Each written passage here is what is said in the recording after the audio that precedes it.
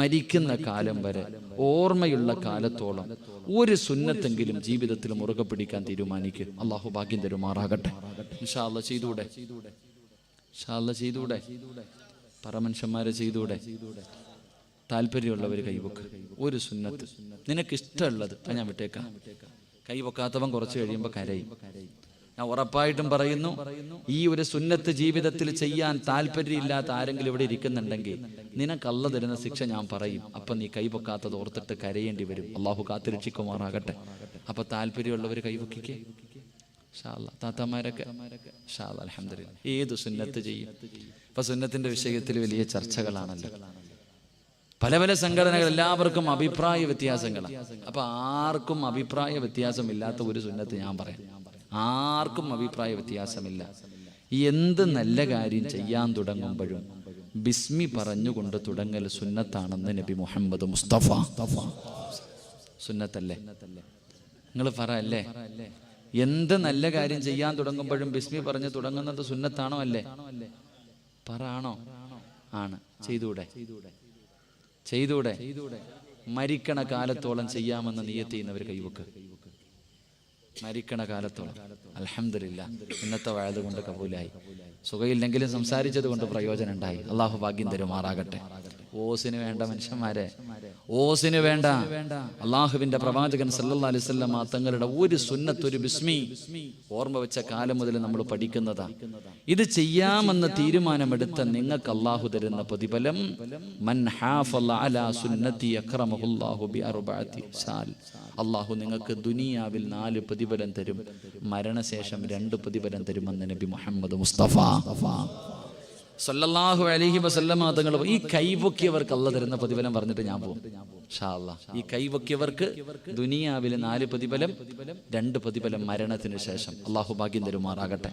ഇൻഷാ അല്ലാഹ്. ഇരിക്കൂലേ? നിങ്ങൾക്ക് ബോറടിച്ച വയല് പ്രതീക്ഷിച്ച് വന്നിട്ട് ഇയാൾ എന്തേടാ വന്നിരുന്നിട്ട് ക്ലാസ് എടുക്കണേ?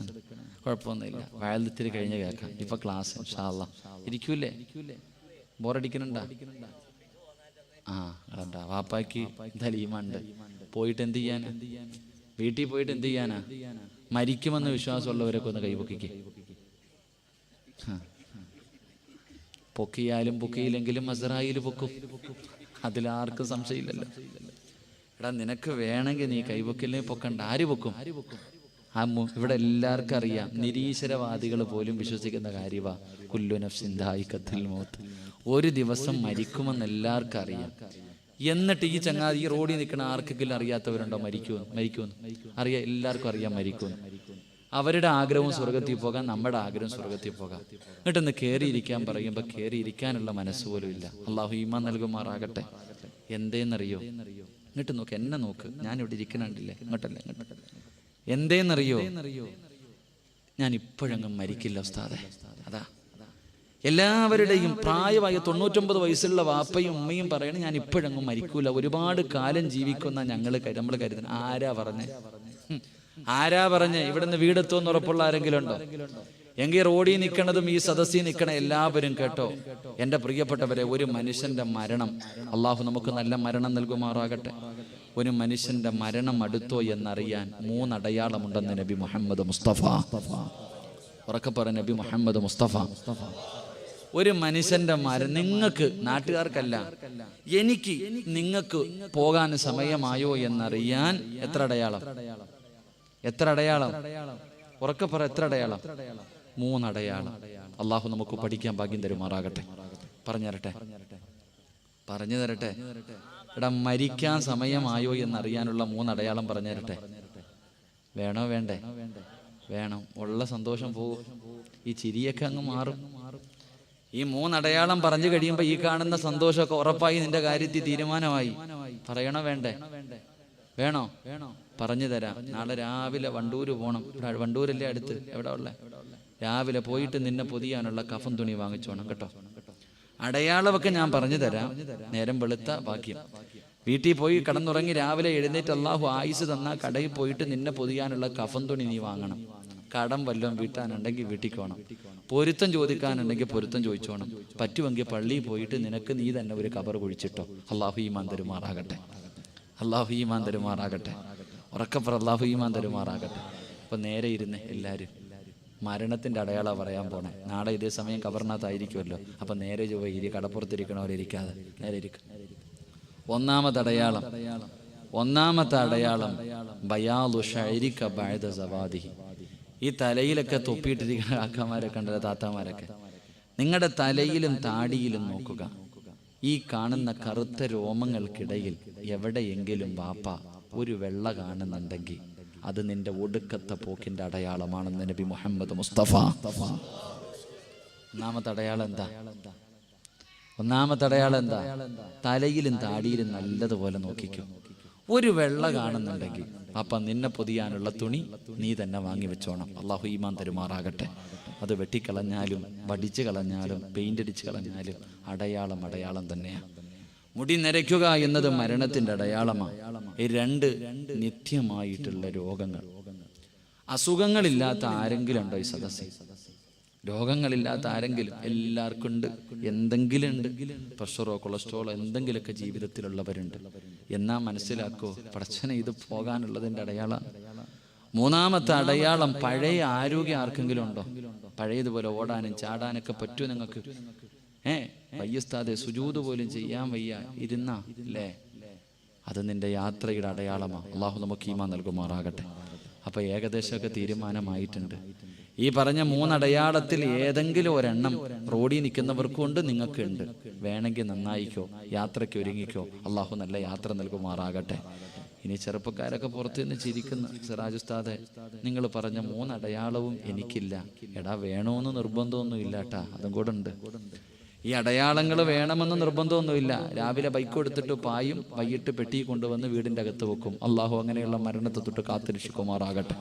അതുകൊണ്ട് എൻ്റെ പ്രിയമുള്ളവരെ, ഒരൊറ്റ സുന്നത്ത്, ബിസ്മില്ലാ എന്ന് പറയൽ പ്രവാചകന്റെ സുന്നത്താണ്. ആ ഒരു സുന്നത്ത് ജീവിതത്തിൽ മുറുകെ പിടിക്കാമെന്ന് തീരുമാനിച്ച നിങ്ങൾക്ക് അള്ളാഹു തരുന്ന ഒന്നാമത്തെ പ്രതിഫലം, എല്ലാവർക്കും പബ്ലിസിറ്റി വല്ലാത്ത ഇഷ്ടമാണ്. നാട്ടുകാരെ ബഹുമാനിക്കണം, കാണുന്നവർ മുഴുവനും ആദരിക്കണം. അതിനാണ് സ്വന്തമായിട്ട് പള്ളി കെട്ടി കൊടുക്കണേ. ചിലര് വയൽ നടത്താറുണ്ട്, സ്വന്തം ചെയ്തിട്ട് ഫ്ലെക്സ് അടിച്ച് വെക്കാറുണ്ട്. പൊതുവേദിയിൽ ലക്ഷങ്ങൾ വാരി ചിലവഴിക്കുന്നവരുണ്ട്. എല്ലാം പബ്ലിസിറ്റി എല്ലാവർക്കും വേണ്ടേ.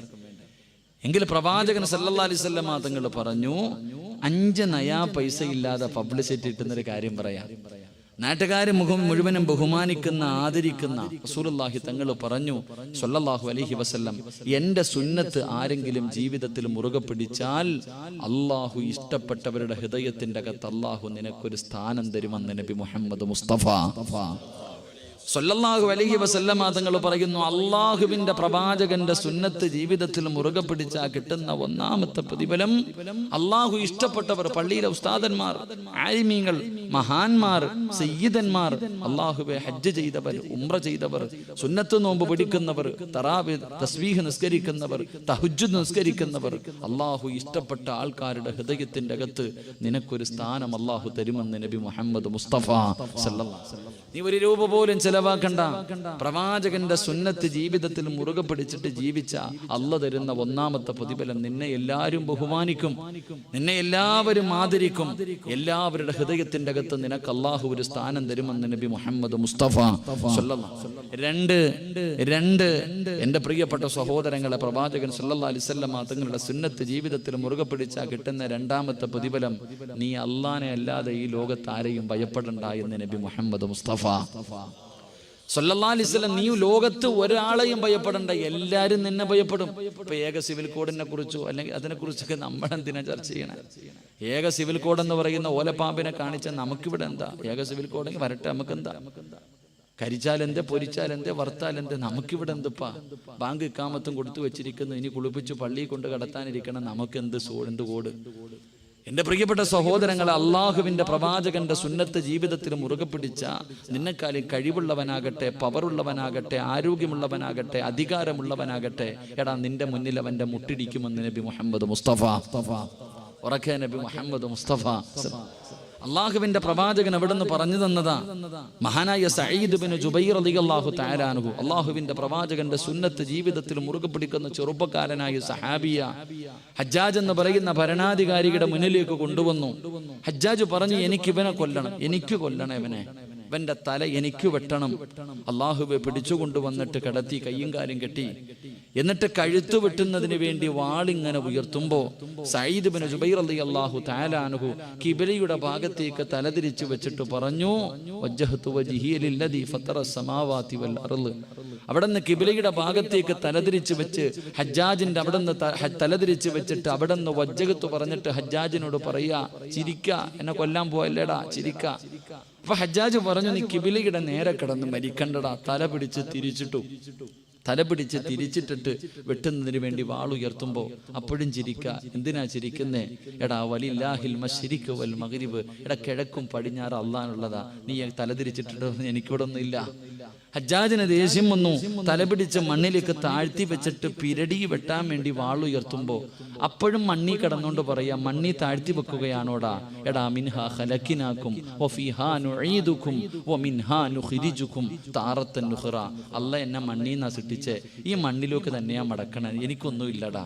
ഹജ്ജാജിന് ദേഷ്യം വന്നു. പിടിച്ചു മലർത്തി കിടത്തി കഴുത്തിലേക്ക് വെട്ടാൻ വാളുയർത്തുമ്പോൾ ആകാശത്തേക്ക് നോക്കി കിടന്നിട്ട് പറഞ്ഞു, ഫഅൈനമാ തുവല്ലു ഫസമ്മ വജ്ഹുല്ലാ.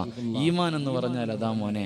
എടാ വെട്ടിക്കൊല്ലാൻ പോകുന്നവന്റെ മുഖത്ത് നോക്കിയിട്ട് ചങ്കൂറ്റത്തോടെ ഇത് പറയാനുള്ള ഒരു ധൈര്യം അള്ളാഹു കൊടുക്കാനുള്ള കാരണം പ്രവാചകന്റെ സുന്നത്ത് ജീവിതത്തിൽ മുറുകെ പിടിച്ചതുകൊണ്ടാ. അള്ളാഹു നമുക്ക് ഈമാൻ നൽകി നിഗ്രഹിക്കുമാറാകട്ടെ. എന്റെ പ്രിയമുള്ളവരെ, മഹാനായി റബീഅ ബിൻ ആമിർ റളിയല്ലാഹു തആല അൻഹു യൂറോപ്പിന്റെ ഭരണാധികാരികൾ വിരുന്നിന് വിളിച്ചു കൊട്ടാരത്തിന്റെ അകത്തേക്ക് കടന്നു ചെന്നു. എല്ലാ നേതാക്കന്മാരും ഭക്ഷണം കഴിക്കാനിരുന്നു. റബീഅ ബിൻ ആമിർ റളിയല്ലാഹു തആല അൻഹു ഭക്ഷണം കഴിക്കുമ്പോൾ തന്റെ കയ്യിൽ നിന്നൊരൽപ്പം ഭക്ഷണം അറിയാതെ താഴെ വീണ ഭക്ഷണം എടുത്ത് വൃത്തിയാക്കി കഴിക്കൽ പ്രവാചകൻ സല്ലല്ലാഹു അലൈഹി വസല്ലമ തങ്ങളുടെ സുന്നത്താ. റബീഅ ബിൻ ആമിർ റളിയല്ലാഹു തആല അൻഹു താഴെ വീണ ഭക്ഷണം എടുത്ത്, പടച്ചവനെ, ആ ഭക്ഷണം എടുത്തിട്ട് പാത്രത്തിലിട്ടിട്ട് വാരി കഴിക്കുമ്പോ മുന്നിലിരിക്കുന്ന രാജാക്കന്മാര് ചോദിച്ചു, എന്തിനാടാ എച്ചില് വാരി തിന്നുന്നേ? ദാരിദ്ര്യം നീ എന്തിനാ കാണിക്കണേ? അതൊക്കെ നിന്റെ മുഹമ്മദിന്റെ നാട്ടിലല്ലേടാ. ഈ ഇരിക്കണ ഭക്ഷണം മുഴുവനും നിനക്ക് തിന്നാനുള്ളതല്ലേ? റസൂലുള്ളാഹി സ്വല്ലല്ലാഹു അലൈഹി വസല്ലമ തങ്ങളുടെ സുന്നത്തിനെ വളരെ നിസ്സാരമായി പുച്ഛിച്ചു തള്ളിയപ്പോൾ സഹാബിക്ക് സഹിക്കാൻ കഴിഞ്ഞില്ല. ചാടി എഴുന്നേറ്റ് നിന്നിട്ട് ചോദിച്ചു, എടാ പമ്പര വിഡ്ഢികളെ, നിനക്കൊക്കെ വേണ്ടി എൻ്റെ നേതാവിൻ്റെ സുന്നത്ത് കളയാനോ? അള്ളാഹു നമുക്ക് ഈമാൻ നൽകി നിഗ്രഹിക്കുമാറാകട്ടെ. അതുകൊണ്ട് ഈ കൈപൊക്കിയവർക്ക് അള്ളാഹു തരുന്ന രണ്ടാമത്തെ പ്രതിഫലം, അള്ളാഹുവെ നിന്റെ ശത്രുക്കൾക്ക് അള്ളാഹു നിന്നെ കുറിച്ചുള്ള ഭയം അള്ളാഹു കൊടുക്കുമെന്ന് നബി മുഹമ്മദ് മുസ്തഫ. മൂന്ന് എൻ്റെ പ്രിയപ്പെട്ടവരെ, ഈ സദസ്സിലിരുന്ന് കൈപൊക്കിയ വാപ്പമാർ, ഈ സദസ്സിലിരുന്ന് കൈപൊക്കിയ ഉമ്മമാർ, അള്ളാഹു നിനക്ക് തരുന്ന മൂന്നാമത്തെ പ്രതിഫലം, മരിക്കണ കാലം വരെ ഒരുത്തൻ്റെ മുന്നിലും പോയിട്ട് എൻ്റെ മക്കളെ കെട്ടിക്കാൻ പൈസയില്ല, വീട് വെക്കാൻ പൈസയില്ല, മരുന്ന് വാങ്ങാൻ പൈസയില്ല, പള്ളിയുടെ മുന്നിൽ പോയിരുന്ന് പണക്കാരന്മാരുടെ വീടിൻ്റെ മുന്നിൽ പോയി യാചിക്കേണ്ട ഗതികേട് അള്ളാഹു നിനക്ക് തരില്ല എന്ന് നബി മുഹമ്മദ് മുസ്തഫ. ഉറക്കെ പറ നബി മുഹമ്മദ് മുസ്തഫ. ഞാൻ നേരത്തെ പറഞ്ഞില്ലേ, കൈ പൊക്കാത്തവൻ കരയും. നാളെ പടച്ചർ മരിക്കുന്ന കാലം വരെ ഈ കൈ പൊക്കിയ ഒരാളുടെ മുന്നിലും പോയിട്ട് കുടുംബത്തെ പോറ്റാൻ എന്തെങ്കിലും എന്ന് പറഞ്ഞ് യാചിക്കേണ്ട അവസ്ഥ അള്ളാഹു തരില്ല. അള്ളാഹു നിന്റെ റിസ്കിൽ വിശാലത നൽകുമെന്ന് ആദരവായ പ്രവാചകൻ നബി മുഹമ്മദ് മുസ്തഫ. അള്ളാഹു നിന്റെ റിസ്കിൽ വിശാലത നൽകും. നാലാമത്തെ പ്രതിഫലം ഞാൻ വിശദീകരിക്കുന്നില്ല. അള്ളാഹുവിന്റെ പ്രവാചകൻ സല്ലല്ലാഹു അലൈഹി വസല്ലമ തങ്ങൾ പറഞ്ഞു, ചരിത്രത്തിൽ നമ്മൾ കേൾക്കാറുണ്ട്, ബിലാൽ റളിയല്ലാഹു തആല അൻഹുവിന്റെ ഈമാൻ അള്ളാഹുവെ പഴുത്ത് കിടക്കുന്ന മലരാരുണ്യത്തിൽ മലർത്തി കിടത്തിയിട്ട് കരിമ്പാറയെടുത്ത് നെഞ്ചത്ത് വെച്ചിട്ട് ചാട്ടവാറുകൊണ്ട് തല്ലി ചതയ്ക്കുമ്പോഴും അല്ലാഹു അഹദ് അല്ലാഹു അഹദ് എന്ന് പറഞ്ഞ ഈ സഹാബിയുടെ ചരിത്രം കേൾക്കുമ്പോൾ കൊതി തോന്നാറുണ്ട്. എന്ത് ഈമാനാ പടച്ചവനെ. എൻ്റെ പ്രിയമുള്ള സഹോദരങ്ങളെ, പ്രവാചകൻ സല്ലല്ലാഹു അലൈഹി വസല്ലമ തങ്ങളുടെ സുന്നത്ത് ജീവിതത്തിൽ മുറുകെ പിടിക്കാമെന്ന് തീരുമാനമെടുത്ത നിങ്ങൾക്ക് അള്ളാഹു തരുന്ന നാലാമത്തെ പ്രതിഫലം, ഒരു ശക്തിക്കും തകർക്കാൻ കഴിയാത്ത ഈമാൻ അള്ളാഹു നിങ്ങൾക്ക് തരുമെന്ന് നബി മുഹമ്മദ് മുസ്തഫ സല്ലല്ലാഹു അലൈഹി വസല്ലം. ആർക്കും തകർക്കാൻ കഴിയാത്ത ഈമാൻ, ഒരു പ്രലോഭനങ്ങൾക്കും തകർക്കാൻ കഴിയാത്ത ഈമാൻ, ഒരു പണത്തിനും ഒരു ശക്തികൾക്കും തകർക്കാൻ കഴിയാത്ത ഈമാൻ അള്ളാഹു നമുക്ക് തരും. എൻ്റെ പ്രിയപ്പെട്ട ഉപ്പമാരോട് ഉമ്മമാരോട് എനിക്ക് പറയാനുള്ളത്, ഉമ്മ, നീ നിന്റെ പെൺമക്കൾക്ക് പ്രവാചകന്റെ ജീവിതം പഠിപ്പിച്ചു കൊടുക്ക്. സല്ലല്ലാഹു അലൈഹി വസല്ലം അള്ളാഹുവിന്റെ റസൂലിന്റെ സുന്നത്ത് നിന്റെ പെൺമക്കൾക്ക് പഠിപ്പിച്ചു കൊടുക്ക്. കണ്ടവന്റെ കൂടെ ഒളിച്ചോടൂല. ഏതെങ്കിലും അമുസ്ലിമായ ഒരു സഹോദരൻ വന്ന് പ്രേമിക്കുമ്പോ, വാടി എന്ന് പറയുമ്പോ പെറ്റ തള്ള എനിക്ക് വേണ്ട, എനിക്ക് ദീൻ വേണ്ട, എനിക്ക് അള്ളയെ വേണ്ട, എനിക്ക് റസൂലിനെ വേണ്ട, ഇവനെ മതി എന്ന് പറഞ്ഞ് പെൺകുട്ടികൾ ഇറങ്ങിപ്പോകുന്ന ഈ കാലഘട്ടം, പ്രവാചകന്റെ സുന്നത്ത് നിന്റെ പൊന്നുമോക്ക് പഠിപ്പിച്ചു കൊടുത്ത, തലമറച്ച, ഫർദ ധരിപ്പിച്ച സുന്നത്തായ ജീവിതം, പ്രവാചകന്റെ ജീവിതം നിന്റെ പൊന്നുമോക്ക് പറഞ്ഞുകൊടുത്ത ഏതെങ്കിലും ഒരുത്തം വന്ന് വിളിക്കുമ്പോ നിന്റെ മോൾ ഓടൂല.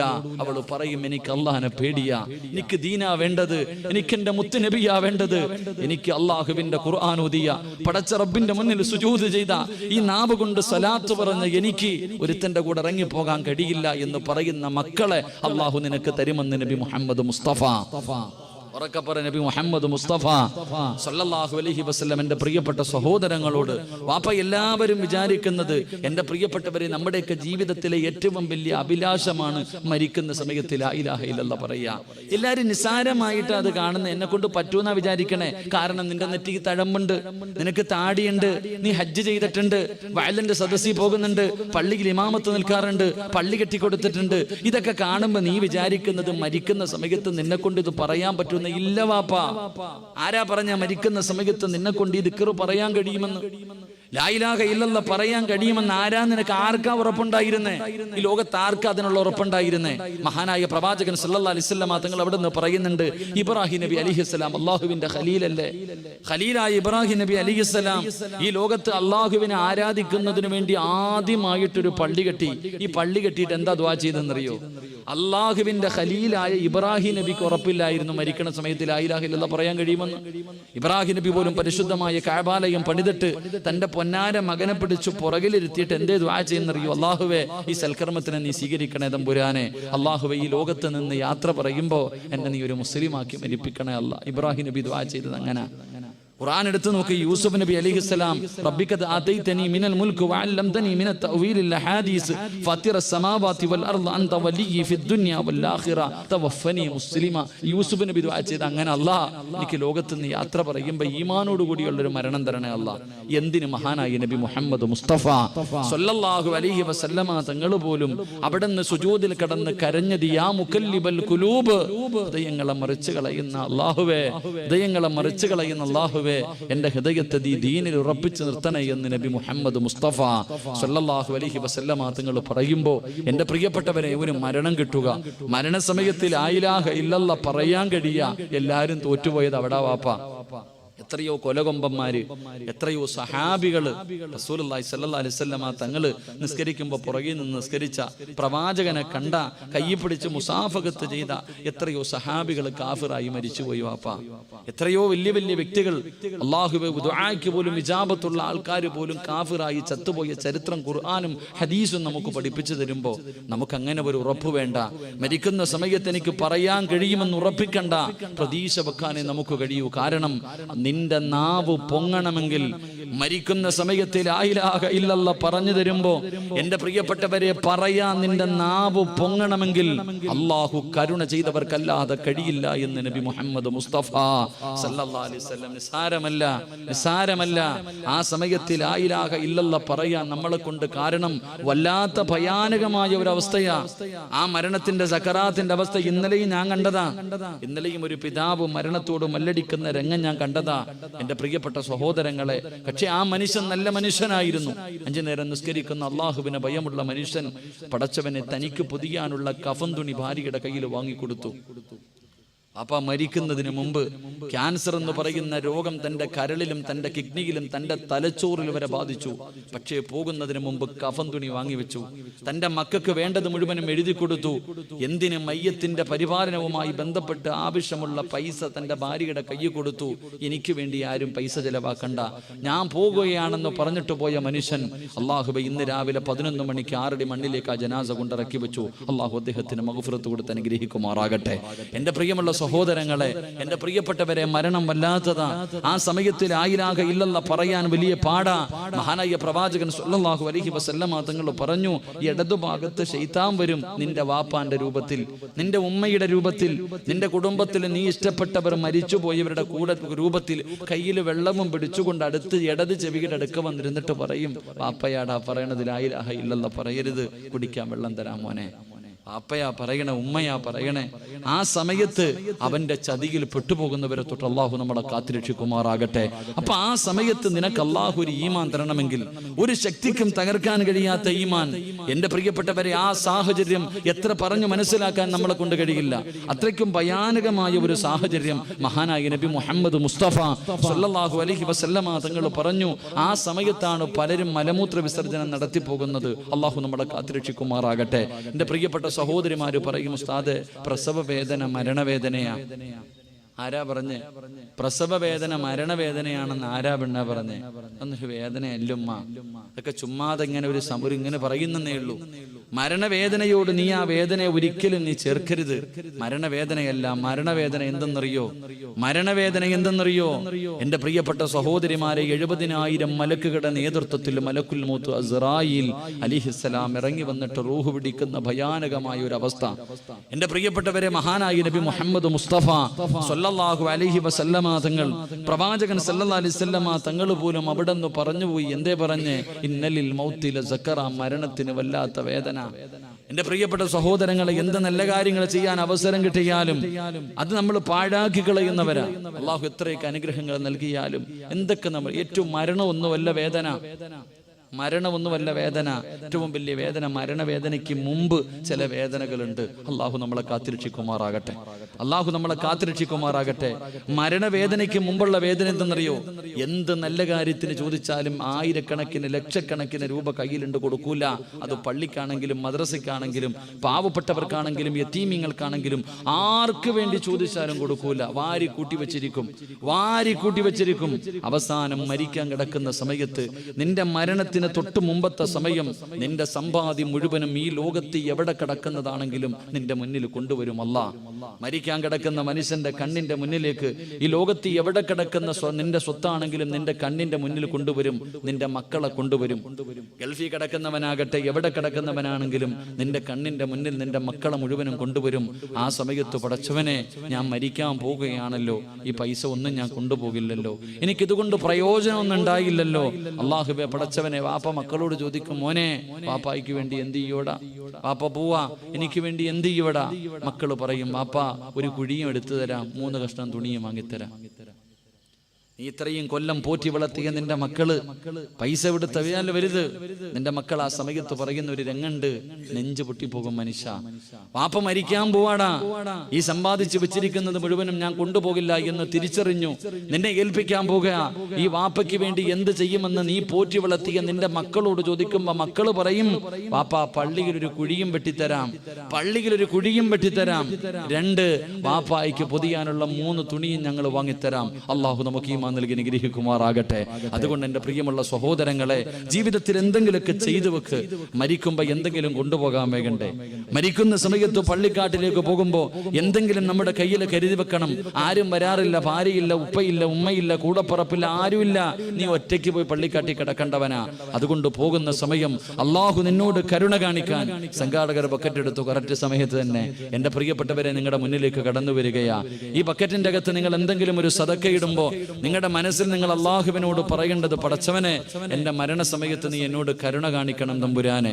എന്റെ മരണസമയത്ത് പടച്ചവനെ നീ എന്നോട് കരുണ കാണിക്കണം. അള്ളാഹുവെ, നീ എന്നോട് ദയ കാണിക്കണം. പടച്ചവനെ, മരിക്കുന്ന സമയത്ത് ലാ ഇലാഹ ഇല്ലല്ലാഹ് പറയാൻ എന്റെ നാവിന് നീ ശക്തി തരണേ എന്ന ഒരു നിയ്യത്തോടെ എല്ലാവരും ഒരു നല്ല സ്വതക്ക അള്ളാഹു സ്വീകരിക്കുമാറാകട്ടെ.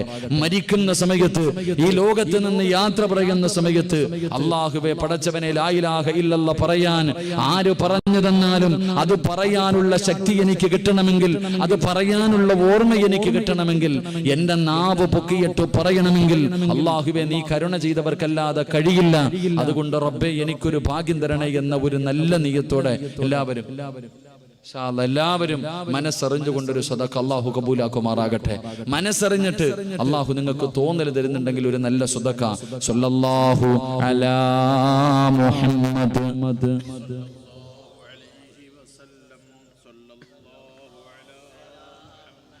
സല്ലല്ലാഹു അലൈഹി വസല്ലം. അല്ലാഹുമ്മ സ്വല്ലി അലാ മുഹമ്മദ് യാ റബ്ബി സ്വല്ലി അലൈഹി വസല്ലം. അല്ലാഹുവേ, കരുണക്കടലായ ദയാലുവായ അല്ലാഹുവേ, പടച്ചവനെ ആരെല്ലാം മനസ്സറിഞ്ഞുകൊണ്ടൊരു നല്ല സദഖ കൊടുക്കുന്നു, കരുണക്കടലായ അല്ലാഹ് ഇവരുടെ ആക്കിബത്ത് നീ നന്നാക്കി കൊടുക്കണേ അല്ലാ. ഇവരുടെ മരണവേദന കുറച്ചു കൊടുക്കണേ അല്ലാ. പടച്ചവനെ റബ്ബേ അല്ലാഹുവേ, നാവ് പൊക്കിയിട്ട് ലാ ഇലാഹ ഇല്ലല്ലാഹ് എന്ന് പറഞ്ഞു മരിക്കാനുള്ള ഭാഗ്യം കൊടുക്കണേ തമ്പുരാനെ. അല്ലാഹുവേ, ഇവരുടെ ജീവിതത്തിൽ ഖൈറും ബറക്കത്തും ഐശ്വര്യവും നൽകണേ അല്ലാ.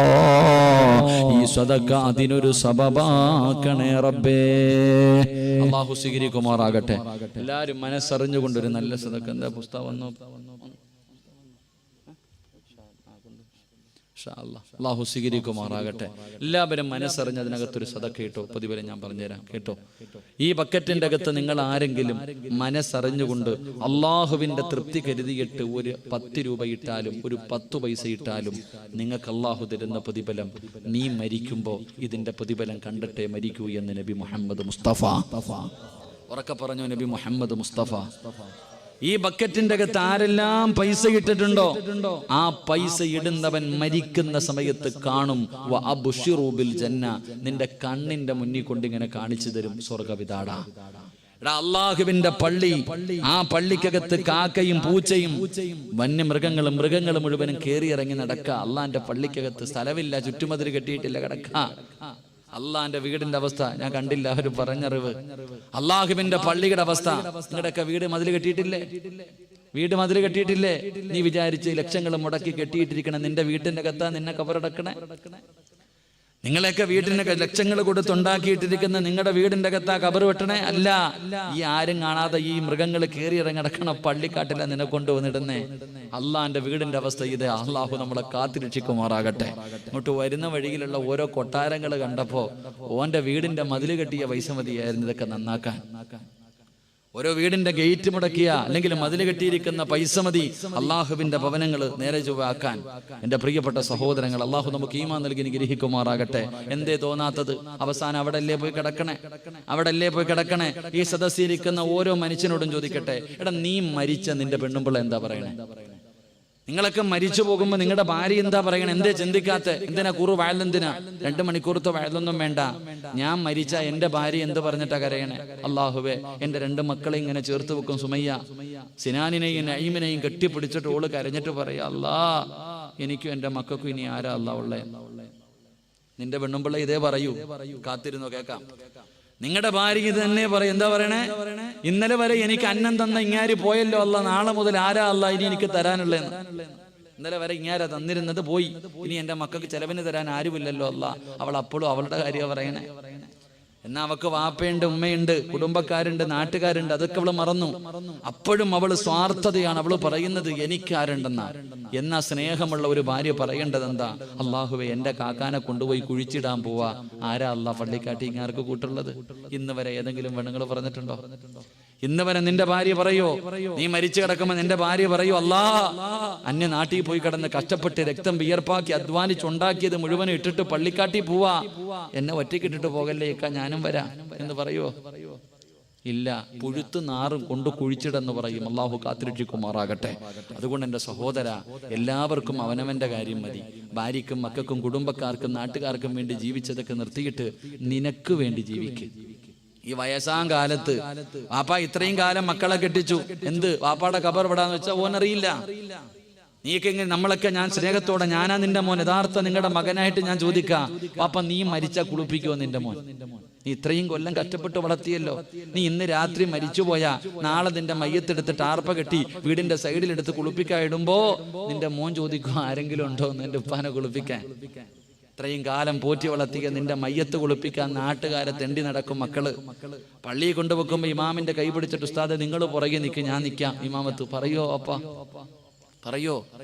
നിന്റെ മോനുണ്ടല്ലോ ഈ 50 വയസ്സ് 60 വയസ്സ് 3-4 മക്കളെ പറ്റ ഉമ്മ മോളെ മോനെ എന്ന് പറഞ്ഞ് കെട്ടിപ്പിടിക്കുമല്ലോ. ഉമ്മ നിന്റെ മയ്യത്തിന്റെ ചാരത്ത് പള്ളിക്കാട്ടി കൊണ്ട് കുഴിച്ചിടുമ്പോ ആ കബറിന്റെ ചാരത്ത് വന്ന് നിന്നിട്ട് തെറ്റാതെ കാണാതെ ഒരു യാസീൻ ഓതിയിട്ട് നിന്റെ മോൻ ദുആ ചെയ്യും. ചിന്തിക്കുന്നേ, അള്ളാഹു ഈമാൻ തരുമാറാകട്ടെ. അപ്പൊ നിനക്ക് ആരുടെ മുന്നിലും തെണ്ടാൻ വേണ്ട, ആരുടെ മുന്നിലും യാചിക്കാൻ വയ്യ. വാപ്പ പോകുന്നതിന് മുമ്പ് എന്തെങ്കിലുമൊക്കെ ചെയ്തു വെക്ക്. പോകുന്നതിന് മുമ്പ് എന്തേ മഹാനായി നബി മുഹമ്മദ് മുസ്തഫ സല്ലല്ലാഹു അലൈഹി വസല്ലം റബീഉൽ അവ്വൽ വരുമ്പോ പ്രവാചകനെ മറക്കാൻ പറ്റുമോ? അള്ളാഹുവിന്റെ റസൂൽ സല്ലല്ലാഹു അലൈഹി വസല്ലമ തങ്ങള് റബീഉൽ അവ്വൽ 11 അന്ന് 63ാമത്തെ വയസ്സിൽ റബീഉൽ അവ്വൽ 11 അന്ന് പ്രവാചകൻ സല്ലല്ലാഹു അലൈഹി വസല്ലമ തങ്ങള് ബോധം കെട്ടി വീടിന്റെ അകത്ത് കിടക്ക. പെട്ടെന്ന് ബോധം വന്നപ്പോ അവിടുന്ന് വിളിച്ചു, ആയിഷ ആയിഷ, ഇന്ന സ്ഥലത്ത് കുറച്ച് ദിർഹം ഇരിക്കുന്നുണ്ട്, എടുത്തുകൊണ്ടുവാ. ഇന്ന സ്ഥലത്ത് കുറച്ച് ദിർഹം ഇരിക്കുന്നുണ്ട്, എടുത്തുകൊണ്ടുവാ. പ്രവാചകൻ സല്ലല്ലാഹു അലൈഹി വസല്ലം തങ്ങൾ പറഞ്ഞു. ആയിഷ ബീവി റളിയല്ലാഹു തആല അൻഹ ചെന്നിട്ട് ആ ദിർഹം എടുത്തുകൊണ്ട് പ്രവാചകന്റെ കയ്യിൽ വെച്ചു കൊടുത്തപ്പോ കരയാ. എന്തേ നബിയെ കരയണേ? ഇതെന്റെ കയ്യിലിരിക്കുന്ന സമയത്താണ് ഞാൻ മരിച്ചു പോകുന്നതെങ്കിൽ രക്ഷപ്പെടൂലല്ലോ ആയിഷ. പെട്ടെന്ന് കൊണ്ട് നീ ആർക്കെങ്കിലും സദക്ക കൊടുക്ക്, പെട്ടെന്ന് നീ ആർക്കെങ്കിലും സദക്ക കൊടുക്ക്. അള്ളാഹുവിന്റെ പ്രവാചകൻ സല്ലല്ലാഹു അലൈഹി വസല്ലം തങ്ങൾ റബീഉൽ അവ്വൽ 12 വീടിന്റെ അകത്ത് രോഗം പിടിച്ച് കിടന്നപ്പോ വീടിന്റെ വെളിയിൽ ആരോ വന്ന് സലാം പറഞ്ഞു.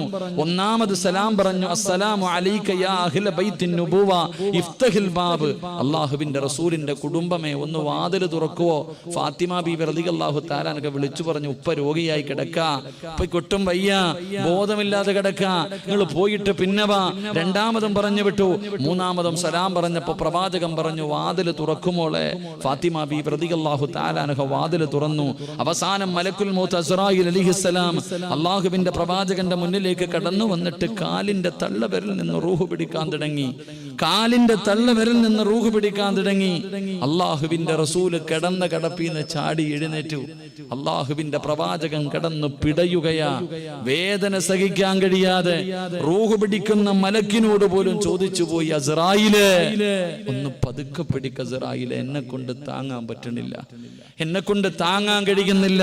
എന്തൊരു വേദനയാ അസ്റായിൽ, എന്തൊരു വേദനയാ അസ്റായിൽ, ഒന്ന് പതുക്കെ പിടിക്കുന്ന നബി മുഹമ്മദ് മുസ്തഫ കരഞ്ഞുകൊണ്ട് പറയാ, ഒന്ന് പതുക്കെ പിടിക്കാൻ.